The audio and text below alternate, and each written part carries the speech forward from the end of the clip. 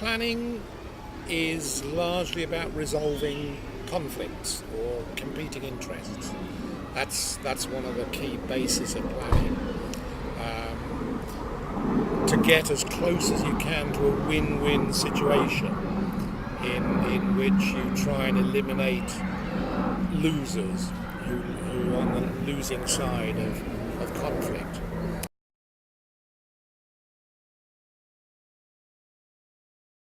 People I would pick out as key are the planning officers, Neil Vise and Kelly, who worked with Neil.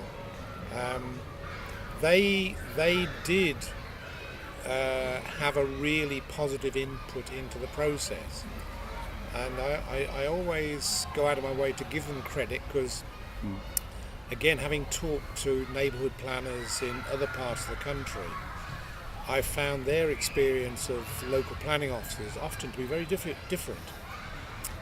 And they've told me that their planning officers have been indifferent and in some cases actually hostile to the neighbourhood plan process. And I guess you can understand why, because the process could be seen by a planning officer as diminishing their job. You know, they are the professionals who have been educated, have the experience in doing planning, and then along comes the coalition government and says anyone can do planning. You know, you can have a group of retired bank managers and accountants in the village who can do it for themselves. And I think our planning officers did have to do a bit of adjustment. They had a sort of fairly unfamiliar role in which they were there to assist us, and the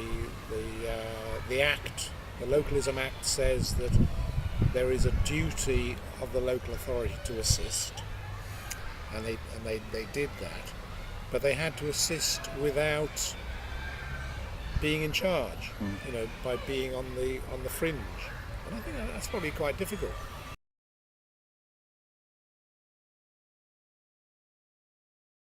If a government is serious about devolving responsibility for local planning from the town hall down to the community, which is a process that I unequivocally support, you know, I'm absolutely in favour of that. I think it's right.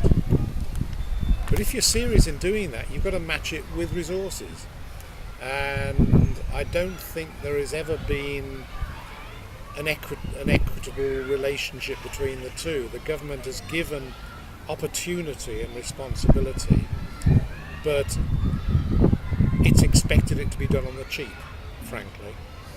And I don't think. I mean, we did it in spite of that in Balsall Heath, and the length of time was one of the results of that. I hope we've come up with a good product that isn't kind of tainted by cheapness,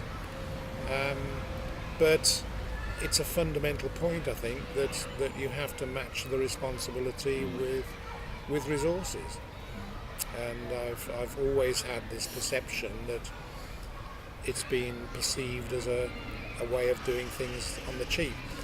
It's no coincidence, I think